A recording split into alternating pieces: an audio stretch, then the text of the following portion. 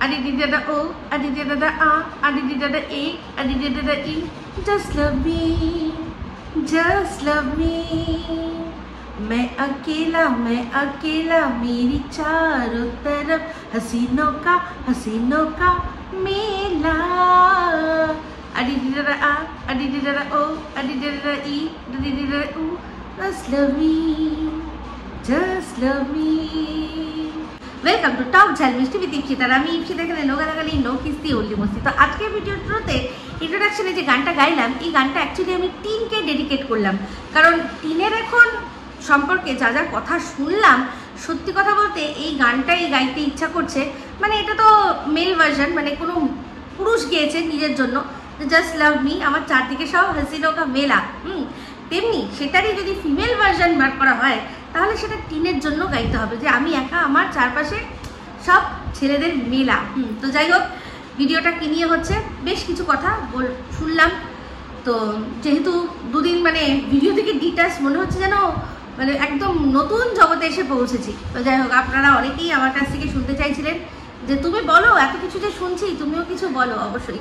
তো টিনের ভিডিও দেখলাম, আগে টিনকে নিয়ে কিছু কথা বলি. তো টিনের সেই আবার ভাল লাগছে না, সব শেষ হয়ে গেল, কিছুই ভালো লাগছে না, কি হচ্ছে আমি বুঝতে পারছি না.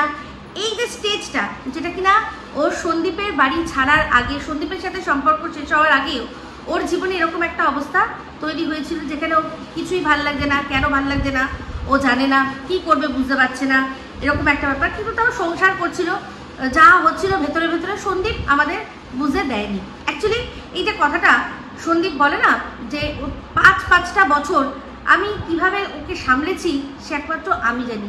এই কথাটা যখন আমি প্রথম যেদিন শুনেছিলাম না সন্দীপের মুখে, সেদিন মানে আমি রাগে ফেটে পড়েছিলাম যে এটা আবার কি কথা. হ্যাঁ, সামলেছি মানে ও কি ও বাচ্চা নাকি? তো সেখানে স্বামী স্ত্রীকে সামলানোর কি আছে? তো হ্যাঁ, মানুষের দুঃখে কষ্টে শরীর খারাপে একে অপরকে সামলায় ঠিকই, কিন্তু যেভাবে ও বলছে যে যেরকম বাচ্চা সামলানোর মতো খানিকটা, তো সেই রকম সামলেছে. তো বাচ্চা তো অ্যাকচুয়ালি না, ওর ক্যারেক্টারটা সামলেছে. এত বছর ধরে, 5-5টা বছর ধরে ওর ক্যারেক্টারটা আমাদের সামনে আসতে দেয়নি, যেটা কিনা এই 1 বছরের মধ্যেই আমাদের চোখের সামনে চলে আসলো. আর সেটা আরও আনতে সুবিধা করে দিল কে না, অবশ্যই ফোকলা. তো ফোকলার একটা মানে একজনকে কল করেছিল, আমরা সবাই জানি এটা ওপেন, কোনো রকম কোনো লুকোচাপার বিষয় নেই. ম্যাডামকে ফোন করেছিল, তাও আবার কখন, মধ্যরাত্রে. তো সেই কথোপকথনের অনেকটাই শুনেছি, সেই কথোপকথনটা শুনেছি. তো সেখানে মানে প্রথমত হচ্ছে গিয়ে রাত 2:30টার সময় একজনকে ফোন করা, একজন ভদ্রমহিলাকে ফোন করা, তাও আবার কি আকণ্ঠ মদ গিলে, পুরো মদ গিলে সে ফোন করেছে. কথা আউড়ে যাচ্ছে, সব কথা পুরো আউড়ে যাচ্ছে. কিন্তু তার মধ্যেও তার বক্তব্য এটাই ছিল যে ও অনেক কিছু তথ্য প্রমাণ তুলে দেবে. কার হাতে না, ম্যাডামের হাতে. ম্যাডামের হাতে তথ্য প্রমাণ তুলে দেবে. কি বিষয়? যে টিন আর তার ফ্যামিলি এই বকের সাথে মিলে কি অ্যাকচুয়ালি করতে চেয়েছে, সন্দীপদের কিভাবে ফ্রেম করেছে সেটা. তারপরে শুধু ফোকলা নয়, তার ছাড়াও কিন্তু তিনজনের নাম নিয়েছে. তিনজনের নাম নিয়েছে. এই 3জনের সাথে টিনের আলাদা করে সম্পর্ক. তো সেক্ষেত্রে আবার হাতে নাতে ধরাও পড়েছে শুনলাম. এগুলো সমস্তটাই যা শোনা, আমি সেইগুলোই বলছি. এগুলো আমার কোনো স্টেটমেন্ট না. যখন যদি কোনোদিনও মনে হয় ম্যাডাম এটা সামনে আনবেন, তখন আপনারা মিলিয়ে নেবেন আমার কথাগুলো. এখন এমনি গল্পের মতো করে শুনে যান. তো সেক্ষেত্রে 3জনের নাম সামনে এসছে. ও বলেছে যে এই 3জনের সাথে সম্পর্ক. আর শুধু সম্পর্ক মানে এরকম সম্পর্ক নয়, মানে জাস্ট গিভ অ্যান্ড টেক সম্পর্ক. মানে গিভ অ্যান্ড টেক সম্পর্ক মানে আমি তোমাদেরকে সময় দেবো, তুমি আমাকে প্লেজার দাও, এরকম একটা ব্যাপার. একটা ওদের সাথে গিভ অ্যান্ড টেক সম্পর্ক. তো কোনো কমিটমেন্ট ছাড়া যে সম্পর্ক হয়, শুধুমাত্র বলতে পারেন না ওয়ান নাইট স্ট্যান্ডের মতো করে, যে একটা রাতে তুমি আমি কি করব, ব্যাস ওইরকমই. যখন আমার মনে হবে আবার কোনো রাতে আমরা কিছু করব, আমাদের মধ্যে কোনো সম্পর্ক হবে, এইরকম. তো এইরকম দাবি করেছে কে না, ফোকলা. আর শুধু তাই নয়, তাকে একদম রেড হ্যান্ড গিয়ে ধরেছে, মানে একদম হাতে নাতে ধরেছে, সে সেরকম আর কি কিছু করছিল. তো যাই হোক, এই একটা কথা. তো তারপর যেই কনভারসেশনটা শুনেছিলাম, তার মধ্যে বেশ কিছু কথা আমরা মানে মোটামুটি জানি, আমরা সব জানি. তো সেক্ষেত্রে ওই মন্দিরের কথা, অনেক কথাই উঠেছে. তো যাই হোক, সেই কথাগুলো ওই যে বললাম যখন সামনে আসবে তখন আপনারা শুনবেন। তো এটাই বুঝতে পারলাম, এই যে আমরা বলতাম না যে গুনার বাড়িতে থাকে, ওখান থেকে যে খবরগুলো আসতো সেগুলো সত্যি যে সেটা আর কি স্ট্যান্ড করলো এই ফোকলার কথায়। শুধু তাই নয়, শুনলাম ফোকলার বাবা মা তারা নাকি মৃত্যুশয্যায় শায়িত। কথাটা শুনে অবশ্যই খারাপ লাগছে মানুষ হিসাবে, কিন্তু সত্যি কথা বলতে ওনারা যা ভুগছেন সেটা ওনাদেরই কর্মের ফল, এটা ওনাদেরকে মেনে নিতে হবে। কারণ এই যে যাকে শেল্টার দিয়েছিল, তো দেখুন আগের কথা আগে বলি, যেহেতু ও কথাটা পুরো প্রথম থেকে বলেছে, তো প্রথম থেকে এটাই যে যখন বাপের বাড়িতে ছিল টিন, তখন ওকে যেহেতু তার দাদার বিয়ে সেই জন্য বাড়ি থেকে বের করে দেওয়া হবে। তো যখন বের করে দেওয়া হবে, শুধু এমনি নয়, একদম খাতায় কলমে লিখে, পুরো কোর্ট পেপারে লিখে ওকে ত্যায্য কন্যা করা হয়েছে। তো সেই সময় ও কী করবে, তখন আর কেউ ওর নেই, পথের ভিখারি। মনে আছে যখন টিন প্রথম একটা ভিডিও করেছিল ওই ওড়না গায়ে দিয়ে, সেখানে বলেছিল আজ আমি পথের ভিখারি, আমার কিছুই নেই বলেছিল না। তো আর তাছাড়াও আমরা সব এদিক ওদিক থেকে খবর পেয়ে গেছি যে দাদার বিয়ের জন্য ওর সাথে কীরকম ব্যবহার করা হয়েছে আর ওকে মারতে মারতে বার করে দেওয়া হয়েছে। তো সেক্ষেত্রে সরকারের বাবাই সে হাতটা ধরেছে, তো সেখানে সরকারের বাড়িতে সে ঠাঁই পেয়েছে। তাহলে সেখানে ঠাঁই পেয়ে সরকারের বাড়িতে ঠাঁই পাওয়ার পর যখন তারা দেখলো যে যেই মেয়েটা 5 বছরের সম্পর্ক, যেখানে শ্বশুর শাশুড়ি তারপর হচ্ছে গিয়ে বাচ্চা বর সব রয়েছে, সেই শ্বশুর শাশুড়িকে ওনাদের ওখানে আশ্রয়ে বসে বসে যেভাবে ছোট করেছে, তাদের সম্পর্কে মিথ্যে মিথ্যে কথা বলেছে, এইগুলো যখন ওনারা প্রশ্রয় দিয়েছেন, তাহলে আজ তাদেরকে এই জিনিসটা সহ্য করতে হবে। এটা বোঝাই কথা যে একটা মানুষ যেখানে সম্পর্কে ছিল, সেই সম্পর্কে শ্বশুর শাশুড়ি তারাও পিতামাতা সমান, সেই পিতামাতা সম্পর্কে যখন এই মেয়েটি আজকে তাদের সাথে সম্পর্ক নেই বলে তাদেরকে রীতিমতো পরকীয়ার অপবাদ, তারপর তাদের সম্পর্কে বাজে বাজে তারা মিসবিহেভ করতো, তারা কীরকমভাবে ওকে টর্চার করতো, সেটা বোঝানোর জন্য মিথ্যে মিথ্যে কথাগুলো যখন সাজিয়ে জাল বুনে ভিডিও করছে, ওনাদের আশ্রয় পেয়ে তখন ওনাদের বোঝা উচিত ছিল যে আজ যদি এর সাথে আমাদের সম্পর্ক নষ্ট হয়, তাহলে আমাদের ক্ষেত্রেও কিন্তু এই কথাগুলো অন্য কোথাও কখনো বলবে। তো যদি সত্যি একটা মেয়েকে আশ্রয় দেওয়ার কথা ভেবেই তাকে যদি বাড়িতে ঠাঁই দিয়েছিল, তাহলে তাদের কিন্তু মানে যেহেতু তারা ঠাঁই দিয়েছে, আশ্রয় দিয়েছে, নিশ্চয়ই কোনো রকম কোনো সম্পর্কেই দিয়েছে, মাতৃতুল্য পিতৃতুল্য বাবা মায়ের মতো সম্পর্ক। সে কাকু কাকিমা ডাকুক বা জেঠু জেঠিমা ডাকুক, যাই ডাকুক, মেসো মাসিমা ডাকুক, কোনো ব্যাপার না, কিন্তু সম্পর্কটা তো বয়োজ্যেষ্ঠতে তখন কিন্তু বলা উচিত ছিল যে এরকমভাবে বলো না। যাই হোক, তোমার তো শ্বশুর শাশুড়ি, এখনও তারা তোমার শ্বশুর শাশুড়ি, এই কথাগুলো বলো না। কিন্তু তারা তখন তাদের মেরুদণ্ডে সেই সাহসটা হয়নি, সেই জোরটা আসেনি। তারা ভেবেছে এই কথাগুলো যদি বলি, তাহলে যদি এই যে সোনার ডিম পাড়া হাঁসটা সে যদি রেগে আমাদের বাড়ি থেকে চলে যায়, তাহলে কি হবে, তাহলে তো আমাদের আর ডিমটা খাওয়া হবে না।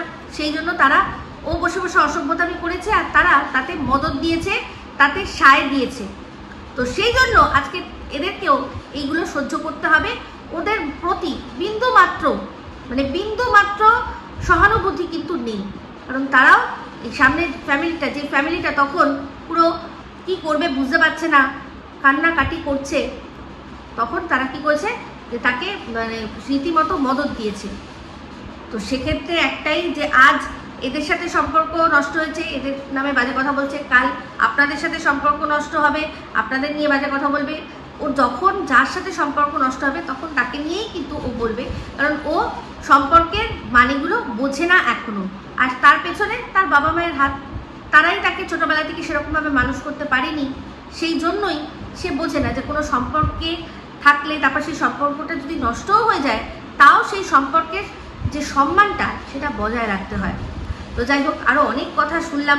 তো আমি একটাই কথা বলবো যে এখন এই যে ফোকলা, সেই ফোকলা কি করছে না, সে যাতে টিন জেল খাটে, তার বাবার জেল হয়, তার বাবার চাকরি চলে যায়, এরকম সে একটা চেয়েছে যে আমি বলুন যা যা প্রমাণ লাগবে আমি সব দেবো, আমার কাছে যা আছে।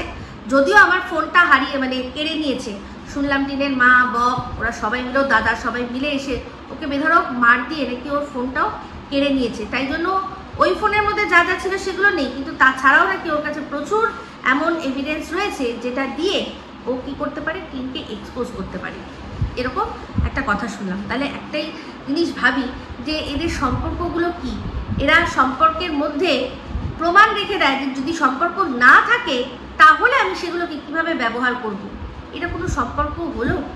এটা কোনো সম্পর্ক হলো? আমি আগেও বলেছিলাম এই যে যেই টিম সন্দীপের সম্পর্কে এত এত কথা বলেছিল, সন্দীপ সেই বলেও ছিল রেগে মেগে যে প্রমাণ আমি তুলে দেবো, কিন্তু সেগুলো দিতে পারেনি যেগুলো ওর সম্পর্কে। হ্যাঁ, ও প্রমাণ তুলে দিয়েছে কিসের সম্পর্কে না, এই ফোকলার সম্পর্কে যা যা মানে প্রমাণ আছে, কিভাবে ওকে ফুসলিয়েছে, কিভাবে কি কথা বলে কীরকমভাবে প্রেমের জালে জড়িয়েছে, সেগুলো বলার জন্য ওর যেটুকু দেওয়ার ও দিয়েছে। কিন্তু ওর বউ যার সাথে এখনো ডিভোর্স হয়নি, সেই বউ তাকে ছেড়ে চলে গেছে, তার সত্ত্বেও কিন্তু ও বউ কি কি করেছে সেগুলো কিন্তু দেয়নি আমাদের কাছে। কি বলেছে যে থাক, কি দরকার, আমার বাচ্চারই তো মা, সেজন্য আমি এগুলো কিছু দেখালাম না, বললাম না, যা করেছে তা করেছে। তো সেই জন্য দুটোর মধ্যে বলেছিলাম না ডিফারেন্স, দুটোর মধ্যে ডিফারেন্স বলেছিলাম না। এই যে টিনের যারা দালাল কাম এজেন্ট আছে তারা সন্দীপের থেকে কত বেটার এই ফোকলা, সেটা সে সময় বসে বুঝিয়েছিল। তখনও বলেছিলাম যে কোনো রকমভাবে কোনো মানে মিলই হয় না, কোথায় সন্দীপ আর কোথায় ও। যদি সত্যিই ভালোবাসতো, যদি সত্যিই সম্পর্ক ওপর মানে যদি ট্রাস্ট থাকতো, বিশ্বাস থাকতো, তাহলে যখনই ও বাপের বাড়িতে গেছিলো তখনই হামলে পড়ে ওর সাথে দেখা করা, বারবার ওর সাথে এদিক ওদিক ঘোরা, এগুলো করতো না, বুঝতো। আজকে একটা কথা ও ভিডিওর মধ্যে বলেছে, মানে ভিডিও না সরি, যে ফোন কলটা হয়েছে সেখানে বলেছে, যখন ম্যাডাম জিজ্ঞাসা করেছে কি তোমাদের বিয়ে হয়ে গেছে, তখন একটা কথা বলেছে যে ম্যাডাম বিষয়টা বুঝুন, আমরা গ্রামে থাকি, তো সেক্ষেত্রে আমাদের বাড়িতে মানে সিঁদুর না পরে, কোনো রকম কোনো শাখা সিঁদুর না পরে কাউকে আমরা রাখতে পারি না। তাহলে জিজ্ঞাসা করবে যে কে আছে, এটা কে আছে। তো সেক্ষেত্রে পুরো পরিষ্কার বুঝিয়ে দিল যে ওই মন্দিরের কথা যেটা উঠলো সেটা সম্পর্কে ওটার ধোঁয়াশা থাক, ওটা নিয়ে যা বলার ম্যাডামই বলবে। কিন্তু যখন ওদের বাড়িতে থেকেছে, ম্যাডাম সেটা জিজ্ঞাসা করেছে যে বলো তাহলে ও তোমার বাড়িতে যে দীর্ঘদিন থাকতো তাহলে কি হিসাবে থাকতো। তো সেক্ষেত্রে পরিষ্কারও বুঝিয়ে দিয়েছে যে বউয়ের পরিচয়ে থাকতো, সেই জন্যই শাখা সিঁদুর সমস্ত পড়তো, যাতে আশেপাশে যারা আছে তারা যদি জিজ্ঞাসা করে যে কে তোমার কে, তাহলে মা বলতে পারে যে হ্যাঁ আমার ছেলের বউ, বিয়ে করে নিয়ে এসেছে ছেলের বউ। এমনি তো সবাই জানতো যে ও এখানে থাকে না, মুম্বাইতে থাকে, তো ঠিক আছে কোথাও থেকে বিয়ে করে নিয়ে এসছে।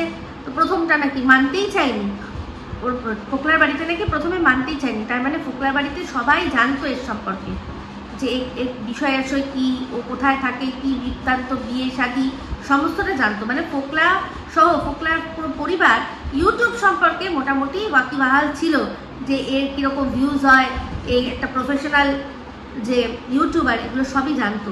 আর এটাও জানতো যে বিয়ে আছে, বাচ্চা আছে। এই সেই জন্যই হয়তো এই ফোকলার মতো 5-5টা সম্পর্ক, 1-2 বিয়ে সত্ত্বেও তারা মানেনি যে না বাচ্চার মা হয়ে গেছে, তাকে মানবো না। পরবর্তীকালে ফোকলা এটাই বুঝিয়েছে যে মানো, প্রচুর লাভ রয়েছে, বাচ্চা তো বাচ্চার জায়গায় থাকবে, বাচ্চার জায়গায় থাকবে, কারণ এই মা তো বাচ্চার সম্পর্কে কোনো কথা বলে না, মা তো কোনো রকমভাবে বাচ্চাকে চাইই না। তো যাই হোক, ফোকলা শুনেছি যে একটা ভালো বুদ্ধি দিয়েছে। হ্যাঁ, ও যে কথাটা বলেছিল, কথাটা ভালোই বলেছিল, সোনা বাবার জন্য বলেছিল এটাই, যে তুমি ডিভোর্স দিয়ে দাও, তুমি কিছু নিও না, কিন্তু তুমি একটা শর্ত রাখো যে আমার ভাগে আমি যদি অ্যালিমনি নিতাম, আমি যদি অ্যালিমনি পাওয়ার যোগ্য হতাম, তাহলে যে টাকাটা আমি পেতাম, তো সেক্ষেত্রে আমি সেগুলো তো নিচ্ছি না, তাই জন্য আমার যে সন্তান, সেই সন্তানের নামে অর্ধেক প্রপার্টি দিয়ে দেওয়া হোক, অর্ধেক প্রপার্টি আমার ছেলের নামে দিয়ে দেওয়া হোক।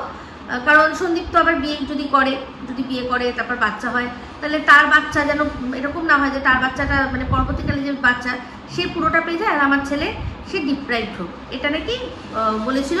আর সেটা টিম অ্যাপ্রিসিয়েটও করেছিল। তো যাই হোক, একটাই কথা বলবো যে সন্দীপ যদি আবার পরে বিয়েও করে, সেক্ষেত্রে ওর একটা বাচ্চা হবে না 2টো বাচ্চা হবে, এর কোনো গ্যারেন্টি নেই, এর কোনো রকমভাবে কোনো গ্যারেন্টি নেই। এটা সৎ মা বা নিজের মা বলে কথা নয়, বাচ্চাদের তাদের কটা ভাই বোন হবে ভগবান ঠিক করে দেয়। তো সেক্ষেত্রে বাবার নামে যদি সম্পত্তি থাকে, তাহলে প্রত্যেকটা ভাই বোন একদম সমান ভাগে ভাগ পায়। সন্দীপের ছেলে সোনা বাবা, সেটা সন্দীপ তো কোনোদিনও অস্বীকার করেনি আর করবেও না, আর ও ওর বাচ্চাকে নিয়েই আছে, বাচ্চা কিনেই ওর জগৎটা। তার সাথে সাথে অবশ্যই ওর যদি মনে হয় যে ওর আরও কিছু এন্টারটেনমেন্টের প্রয়োজন আছে, সে কথা বলা ঘোরা সেগুলো সে করতেই পারে। তো সন্দীপে যখন ডিভোর্স হয়ে যাবে তো তারপর ও আবার বিয়ে করবে না লিভিং থাকবে নাকি ওসব কিছু করবেই না, এক গার্লফ্রেন্ড হিসেবে কাউকে রেখে দেবে, সেটা ওর ব্যাপার, সম্পূর্ণ ওর ব্যাপার। একজনকে গার্লফ্রেন্ড রাখবে নাকি আরও একজনের পর অন্য কারোকে যদি পছন্দ হয় তাকে গার্লফ্রেন্ড রাখবে, সেগুলো সমস্তটাই আমরা ভবিষ্যতের ওপর ছেড়ে দিচ্ছি। কেউ বলতে পারবো না আমরা যে কি হবে। কিন্তু এই যে বাচ্চাকে নেব না, বাচ্চার নামে অর্ধেক সম্পত্তি করে দাও, এটাই তো হচ্ছে গিয়ে মারাত্মক একটা কথা। এগুলো কোনোদিনও হয় না, এগুলো কখনো করে না। যেখানে বাবা তার বাচ্চাকে দেখছে, তার বাচ্চাকে সে মানুষ করছে, তার মানে এটা শিওর করার জন্য যে সে যদি বিয়ে করে আবার বাচ্চা হয় আমার ছেলে পাবে কি পাবে না, তার জন্য এখন থেকে লিখে দাও, এটা কোনো রকমভাবে যুক্তিপূর্ণ কথাই হলো না। ও ভালো সাজার জন্য, মহান সাজার জন্য অনেক কিছু বলেছে, কিন্তু এটা কোনো যুক্তি হলো না।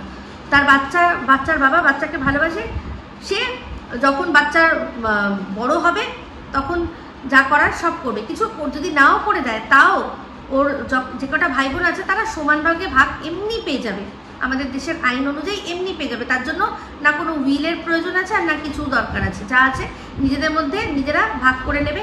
সন্দীপ যদি মনে হয় আগে দেখ, মানে বলে না কোথায় কি পান্তা ভাতে গিয়ে, এখনো ওর বিয়ে হলো না, কেউ আসলো না জীবনে, মানে এখনো গাছের লাউ গাছ বসানো হলো না, কিন্তু তার মধ্যেই কথাবার্তা হচ্ছে কি যে লাউ গাছ যদি বসা হয়, সুন্দর রগরগের লাউয়ের ডগা আসে, তখন যদি পাশের বাড়ির ছাগল বা গরু এসে সেটা খায়, তাই জন্য আগে গিয়ে ওই পাশের বাড়ির ছাগল গরুটাকে লাঠি মেরে দেওয়ার মতো এটা বিষয়। তো এটাও বলেছে শুধুমাত্র ওর কাছে মহান সাজার জন্য, যে দেখ তোর ছেলের সম্পর্কে আমি কত চিন্তা করি, যে এই ছেলে তখন মানে দুধ ছাড়েনি, ব্রেস্ট ফিডিং ছাড়েনি, সেই সময় তার কাছ থেকে মা চলে আসলো, একবারও সে বললো না যে না তোর বাচ্চাটা তো তোর জন্য কাঁদছে, হ্যাঁ ওর তো শুনেছিলাম তুই তো বলেছিলি এরকম অভ্যেস আছে, যা তুই বরং চলে যা, সে এটা বললো না। আজকে সে আত্মত্যাগ করতে এসছে, কি অবস্থা না। তো যাই হোক, আমি প্রথমেই বলেছিলাম যে এই টিনকে বাড়ির থেকে বের করে দেওয়ার পেছনে অবশ্যই ফোকলারই হাত। কারণ হচ্ছে গিয়ে শুধু ফোকলার না, শুধু ফোকলাকে আমি দোষ দেবো না, টিনকেও বলবো যে তুমি যখন বেরিয়ে চলে এসছো একটা সম্পর্ক, তুমি বলছো এতটাই এই সম্পর্কটা খারাপ, তখনই বলেছিলাম, কিন্তু মনে করে দেখুন আমার পুরোনো ভিডিওতে চলে যান, সেখানে আমি বলেছিলাম যে এতই যাদের সম্পর্ক খারাপ হয় না, যারা সত্যি ডোমেস্টিক ভায়োলেন্সের শিকার হয় না, তারা একটা সম্পর্ক থেকে বেরিয়ে যাওয়ার পর অন্য সম্পর্কে যেতে ভয় পায়, তারা একদম ভয় পায়, কাউকে বিশ্বাস করে না, প্রত্যেকটা সময়ে তারা ভাবে যে আবার যদি এরকম হয়, তাই জন্য ভালো মানুষকেও তারা বিশ্বাস করে না। তুমি একটা সম্পর্ক কাটলো না, তার মধ্যেই লাফিয়ে আরেকটা সম্পর্কে যখন গেছো তখনই বুঝতে পেরে গেছি যে তোমার সাথে আর যাই হোক ডোমেস্টিক ভায়োলেন্স যেটাকে বলে সেটা হয়নি। এবার ডোমেস্টিক ভায়োলেন্স বলতে এই যে তোমাকে যদি তোমার স্বেচ্ছাচারিতার জীবন কাটাতে না দেওয়া হয়, সেটাকে যদি তুমি ভায়োলেন্স হিসাবে বলে থাকো, তাহলে সেই ভায়োলেন্স তোমার বাবা মাও তোমার সাথে করেছে। কারণ শুধু তোমার বাবা মা না, সব বাবা মাই তার ছেলে মেয়েদের সাথে করবে। কারণ আমি যা খুশি তাই করব, এটা কেউ করতে পারে না। আমাদের দেশের প্রধানমন্ত্রীও, রাষ্ট্রপতিও এটা বলতে পারবে না যে আমি যা খুশি তাই করব। কারণ আমরা একটা সমাজে চলি, সেই সমাজের যে নিয়ম আছে, রীতিনীতি আছে, সেগুলো মেনে আমাদের চলতে হয়। তো সেক্ষেত্রে তুমি ওখান থেকে বেরিয়ে তোমার দাদার বিয়ের সামনে তুমি একজনের সাথে ঘুরে বেড়াচ্ছ, আমি এটা বলেছি, অনেকবারও বলেছি। এক তো হচ্ছে বান্ধবী, যে বান্ধবীর খুব একটা সুনাম নেই, আর তার সাথে হচ্ছে এই ছেলেটি যে কিনা প্রচণ্ড বদনাম ওই এরিয়ায়, সেই ছেলেটির সাথে আর সেই মেয়েটির সাথে এই টিন কী করছে না, বাড়িতে শ্বশুরবাড়ি ছেড়ে এসে বাচ্চাকে ছেড়ে এসে ঘুরছে। তো সবাই সেটাতে চিচিতুতো করবে, আর সেটা শুনে যদি বাবা মা বলে থাকে যে না তুমি বাড়িতে বেরোবে না, ঘরে থাকবে, আর যদি সেক্ষেত্রে টিন এটাই বলে যে না আমার যা ইচ্ছা আমি তাই করব, তো সেক্ষেত্রে বাবা মা যদি বলে থাকে যে যা ইচ্ছা তাই করবে, তাহলে বাড়ির থেকে বেরিয়ে গিয়ে করো, আমি বলবো ঠিক করেছি, এটাই করতে হতো। কিন্তু যাই হোক, এই টিন আমরা যা দেখেছি যে ও ভীষণ জেদি।